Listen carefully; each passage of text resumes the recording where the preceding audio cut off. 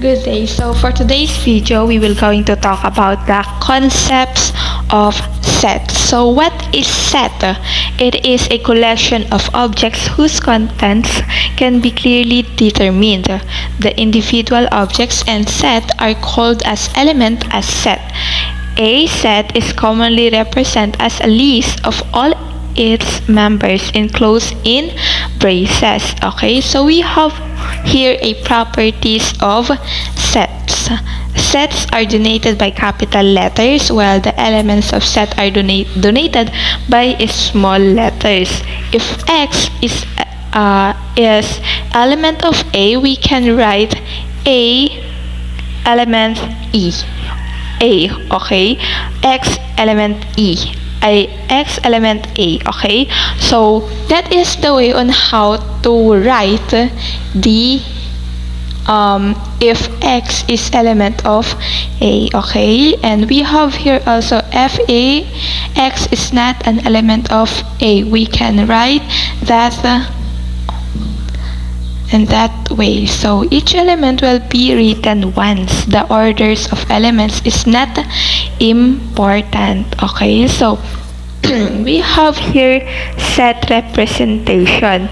There are two ways in representing sets of Brewster method, also known as tabular method, and the rule method, also known as set builder method. So what is roster method or tabular method? It is defined as a way to show the elements of a set by listing the elements inside of brackets. Okay, for example, number 1. Our question is the set of numbers from 1 to 10. Now we will going to answer it into a quantity 1, 2, 3, 4, 5, 6, 7, 8, 9 until we came up in the last number, which is 10. Okay, so our example number 2, the set of days from Monday to Friday.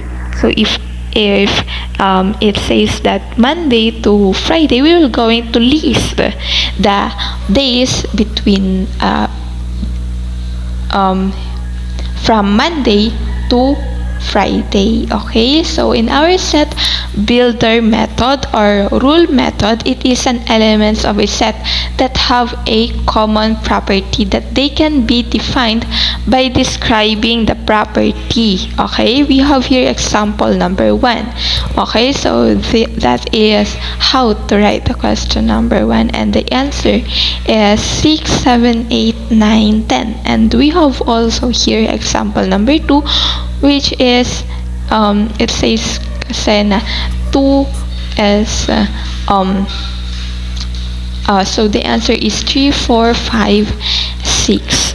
Okay, because it is between the 2 and the 6. Okay, so that is the answer between them.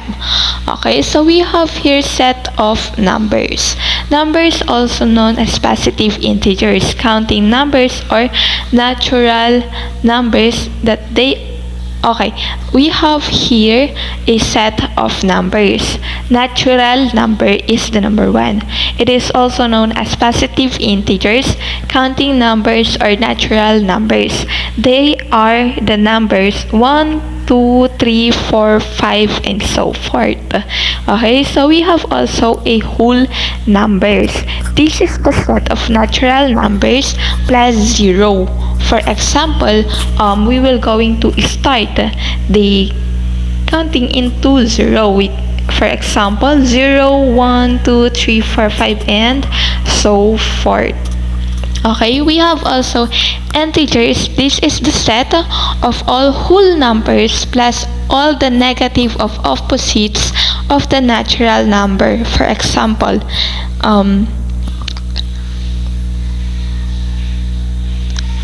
negative 2, negative 1, 0, 1, 2.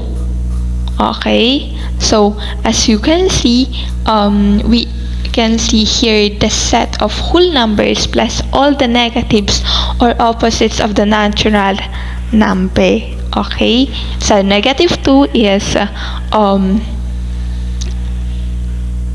opposite into 2. Negative 1 is opposite to 1. Okay, so that is the integers. Okay, so we will going to move in rational numbers. Rational numbers, this is all the fractions where the top and bottom number are integers.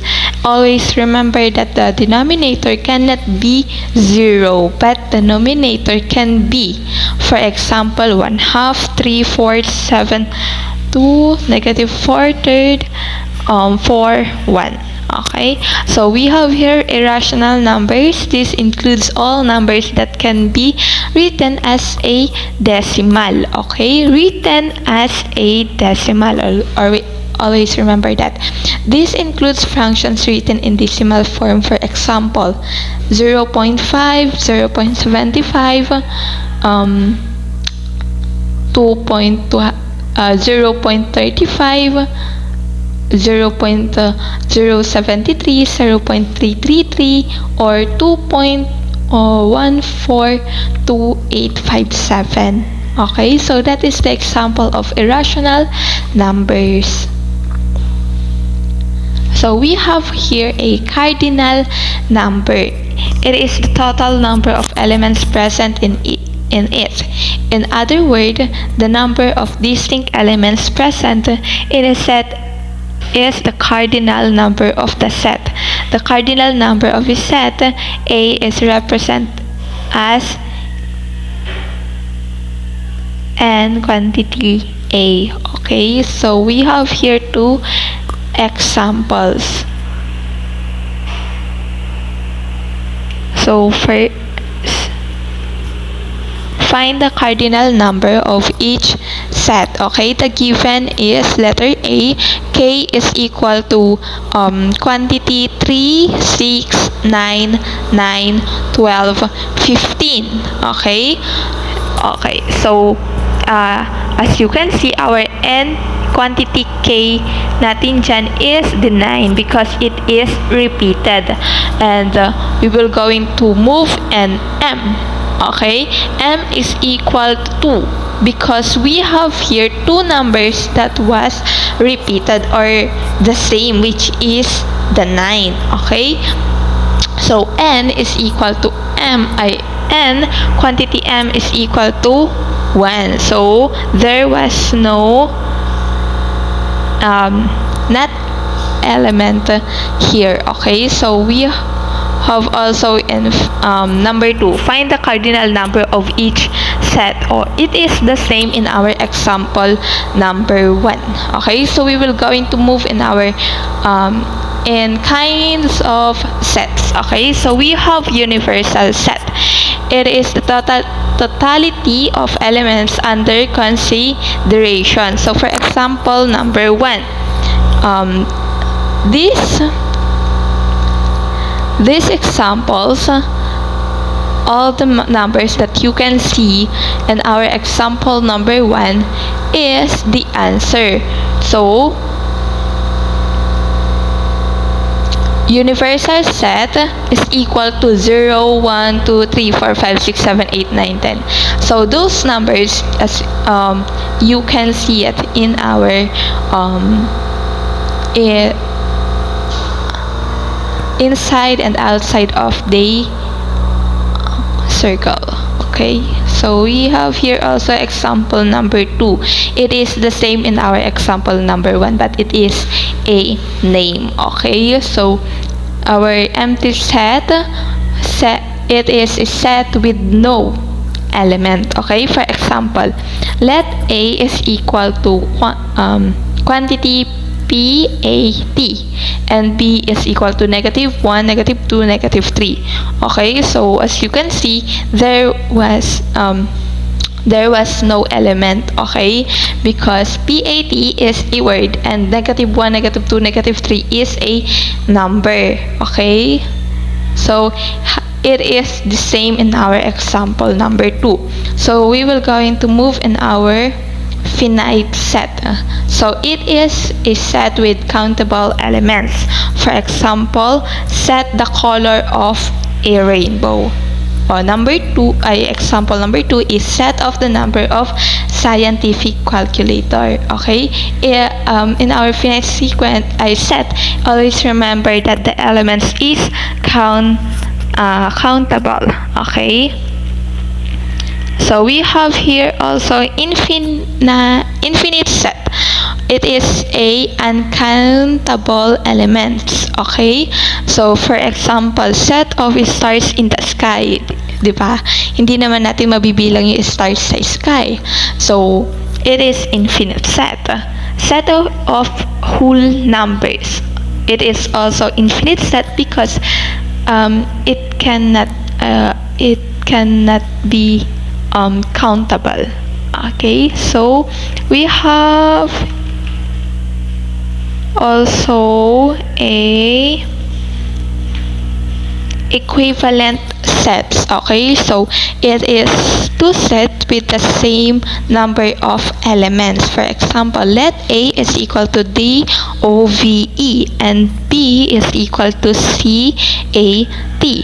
Okay, so our answer is A equivalent set equivalent to B or B equivalent to A. Okay, so the set A and B has the same total numbers of elements. Okay, now we will going to move. It is the same in our example our equivalent set. So we will going to move in our equivalent set. Two set with the same numbers of elements. Our example is let A is equal to DOV and B is equal to CAT. So the answer is A is equivalent to B. Okay, the set A and B has the same total numbers of elements. So it is the same in our example number 2. So we will going to move in our equal sets. Okay, so equal set, it is two sets with exactly the same elements. For example, C is equal to LOVE and D is equal to LOVE. Okay, it has the same element, which is LOVE. So the answer is C is equal to D because it has the same element. It is the same in our example number 2. So we will going to move in our joint sets. Okay, it is a two sets with common elements. So for example, E is equal to B E A U T I F U. Okay, and F is equal to E A U T I F U.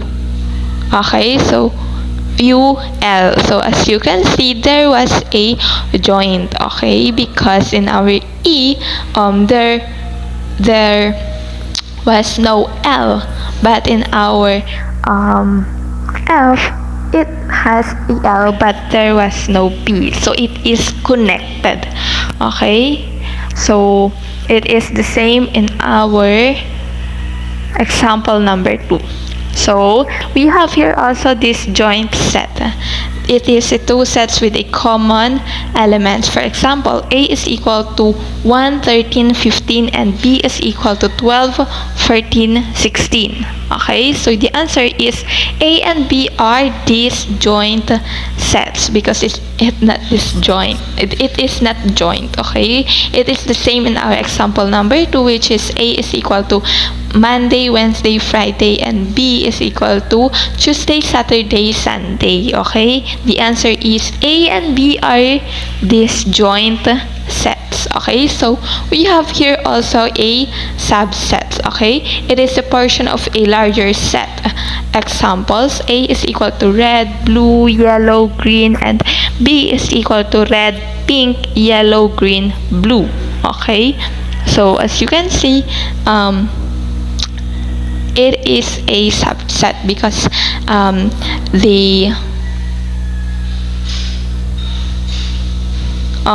in our A there was only red, blue, yellow, green. But in our B, there was added a new color, which is blue. So it is a subset. So that's all for today. Thank you for watching.